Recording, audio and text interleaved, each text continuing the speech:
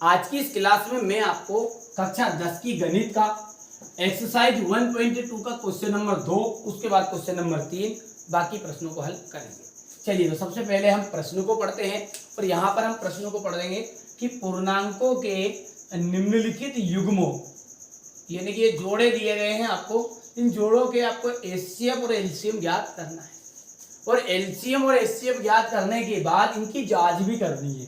उसका फॉर्मूला ये रहा, दो संख्याओं का गुणनफल इक्वल एचसीएफ गुणित एलसीएम। तो सबसे पहले तो आप एचसीएफ और एलसीएम ज्ञात करना सिखाऊंगा मैं आपको, ठीक है, एक ट्रिक के माध्यम से सिखाऊंगा। बस ध्यान से देखोगे ना तो आज के बाद आपको डाउट नहीं रहेगा। यहाँ पर देखिए, सवाल को सबसे पहले उतारना है। क्या सवाल है आपका? 26 है ये, तो 26 के गुणनखंड ज्ञात करेंगे, ठीक है। पहले सबसे पहले 26 के गुणनखंड ज्ञात करो। तो यहाँ पर गुणनखंड ज्ञात करने का तरीका पता ही है आपको। 26 है, 2 से दिया, 2 एक करना 2, 2 तिया 6, 13 लिख लो, 2 गुणित 13। ध्यान से समझना आप, ठीक है। फिर अगला क्या है आपका? 91 है, तो आप इसको भी लिख दो, 91 के गुणनखंड। 91 को भी इस तरह से लिख लोगे, क्योंकि ये गुणनखंड निकालने का तरीका मैंने पहले वीडियो में समझा भी दिया है, ठीक है। यहां से देखेंगे तो ये आपका जाएगा 7 से, क्योंकि 7 एक करना 7 और 2 बज गए 7 या 21, क्या है? 7 गुणित 13। अब दोनों का एलसीएम पहले याद करना है। एलसीएम 26 और 91 का एलसीएम। देखिए, एलसीएम निकालने का तरीका सबसे बेस्ट, ला से एलसीएम होता है और एलसीएम का हिंदी में जो नाम होता है वो होता है लघुत्तम समापवर्ती। क्या होता है? लघुत्तम समापवर्ती। और ला से लघुत्तम है और ला से ही लाओ सब। एक ट्रिक याद रखना, ला से लघुत्तम, ला से ही लाओ सब। कौन लाओ? यानी 2 को भी लाओ, 13 को भी लेके आओ, 7 को भी लेके आओ, ठीक है। यहां से ये 13 है, इसको भी लेके आओ। पर एक ही चीज का ध्यान रखना है, कोई भी संख्या यदि 2 बार आती है, जैसे यहाँ पर 13 है ये, तो इस 13 को हम डबल नहीं लिख सकते, केवल एक बार लिखना, वैसे ही 13 लिख लो। अब इस 13 में से कौन सा 13 लिखोगे? ये तो दोनों बराबर ही के हैं। यदि ऐसा रहता कि 13 की घात 3, तो हम बड़ा वाला लिखते। फिर तो सुनो क्या कहा है मैंने, इस शब्दों को अच्छे समझ लेना है। एलसीएम का मतलब होगा लाओ सब, सबको लिखना है।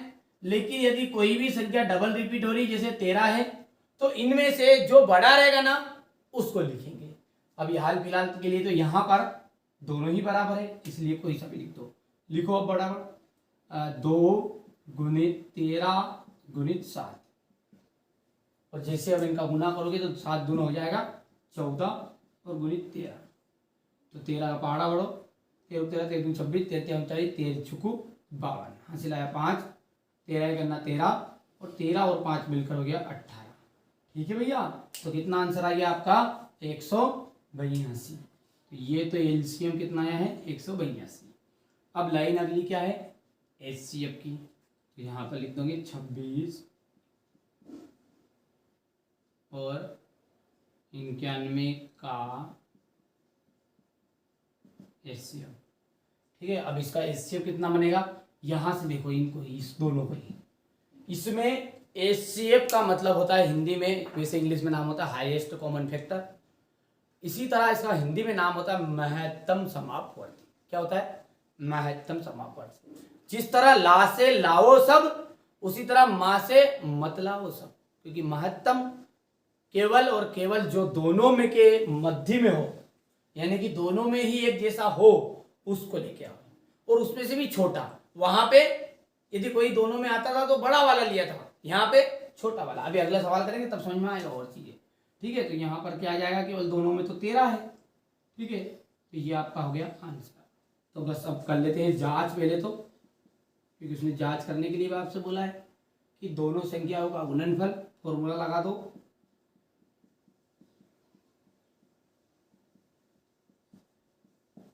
संख्याओं का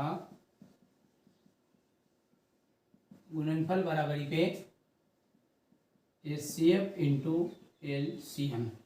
दोनों संख्याएं कौन सी है आपकी, 26 है और 91 बराबर 182 गुणित 13। जैसे आप इसका गुना करोगे ना 26 और 91 का, तो यहाँ पर कर लेते हैं। देखो 6 का गुना किया तो 26 तो ये आ गया है, 9 9 45 9 छके 54, हासिल आया 5, 9 दूना 18, 18 और 5 कितने हो गए 23 हो गए हैं। ठीक है, तो 6 4 2 6 23 66 कितना आया है 23 66 आया इसका। इसी तरह उसका कर लो 13 और 182 का, जैसे 3 से देंगे तो 2 8 1 गुणित 3 से देंगे तो 3 1 3 दूने 6, 3 8 24, हासिल आया 2, 3 1 3 3 2 5 और ये आ गया आपका 2 8 1 6 6 और 8 5 हो जाएगा आपका 13, हासिल आया 1 और 1 ने 1 2 आ गया 2366, तो बराबरी पे 2366। ठीक है, तो आपका मतलब आंसर सही है। ठीक है भैया, तो यहाँ पर हम लिखेंगे इसे कि अतः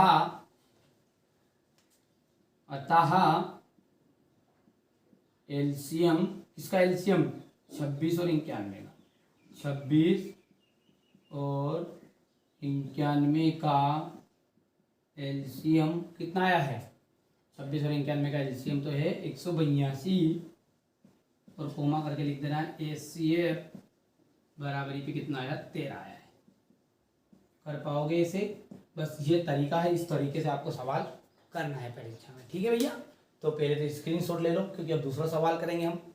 ठीक है, ले लिया स्क्रीनशॉट। चलिए तो आगे बढ़ते हैं। बस आपको तरीके सीख गए, स्टेप। यदि आप अच्छे से सीखना चाहते हैं ना तो आपको थोड़ा ध्यान से समझना पड़ेगा। ठीक है, चलिए यहाँ पर अब आगे बढ़ते हैं।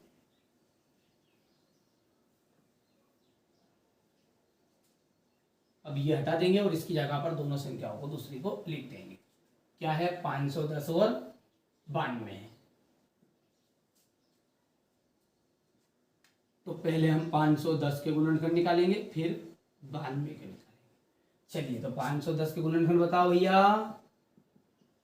पहले किससे जाएगा, इसमें 2 से, क्योंकि 2 का नियम ये है कि पीछे आप ये जो है ना ये अंक इसमें भाग देके देख लो। 0 यानी कि 10 समझो, 2 पंजे 10 जाएगा बिल्कुल। तो 2 से दिया, 2 दूने 4, 1 बच गया, 2 पंजे 10, 2 पंजे 10। फिर अब 5 ने 5 10, 10 4 14, 3 से नहीं जाएगा यानी 5 से जाएगा। 5 नम 45, 5 करना 5, 7 से जाएगा, 7 करना 7, 7 21। तो कितना आया है 2 गुणित 5 गुणित 7 गुणित 13। अब 92 का निकाल लो इसी तरह।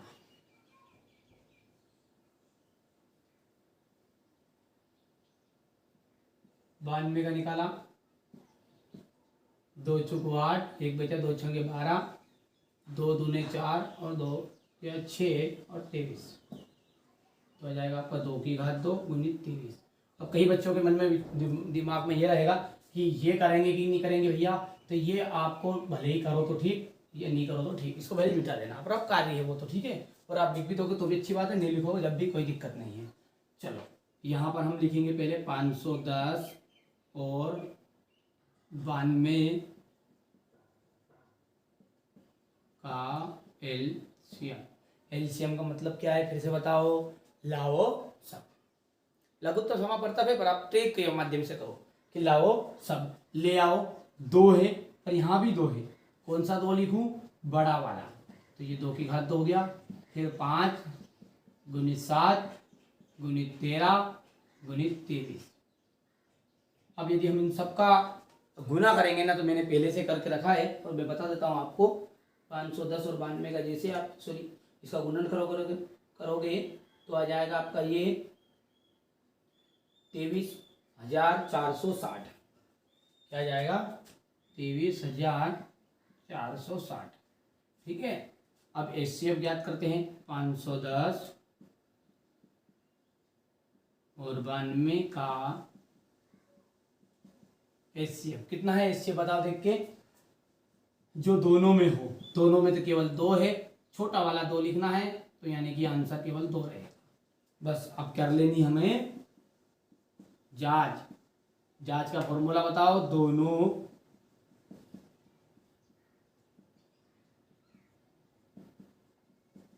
संख्याओं का गुणनफल बराबर कितना आएगा? HCF into LCM. दोनों संख्याएं कौन सी है? 510 गुणित 92 बराबर HCF बताओ देखे। HCF है आपका 2 गुणित एलसीएम है आपका 23,460। अब इन दोनों का गुना कर लो, जल्दी से करो। यहाँ पर कर लेते 510 गुणित 92 और डायरेक्ट बता देता हूँ मैं आपको, ठीक है, कर लेना आप, ठीक है। यदि इन दोनों का गुना करोगे तो 46,920 आएगा। कितना आएगा?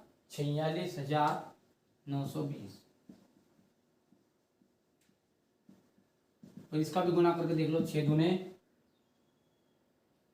यहाँ से देखिए ये इस यहाँ पर देखिए 23,460 है, तो 0 का 0 और 2 का करेंगे 2 छंगे 12, हासिल आया 1, 2 चुका 8 ने 1 9 और 2 तिया 6 हो गया और 2 दूने 4, आगे दोनों एक जैसे। ये क्या है आपका सवाल सही है। तो अतः की लाइन कौन सी लिखोगे? अतः की लाइन का 1 नंबर मिलता है, ठीक है रे, अच्छे से कर लेना आप कंप्लीट। हाँ, अतः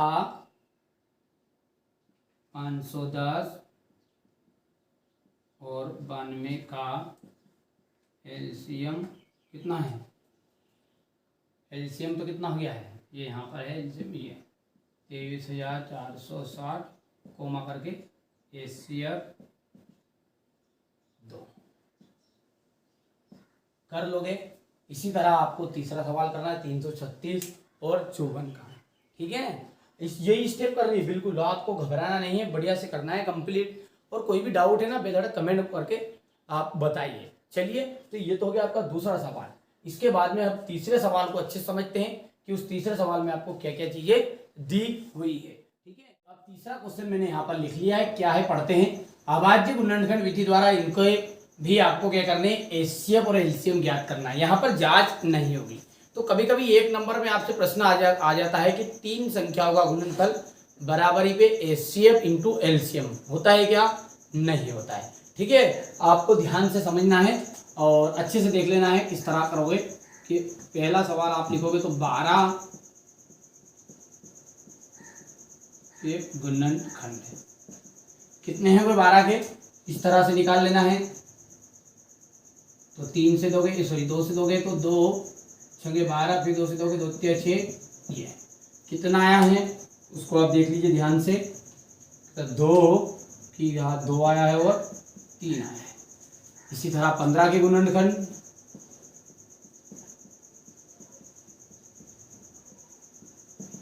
क्या है 15 के गुणनखंड? 15 के आएंगे 3 गुणित 5, 21 के,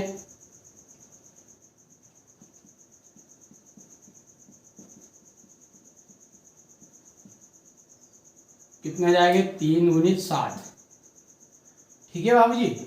चलिए तो आगे बढ़ते हैं।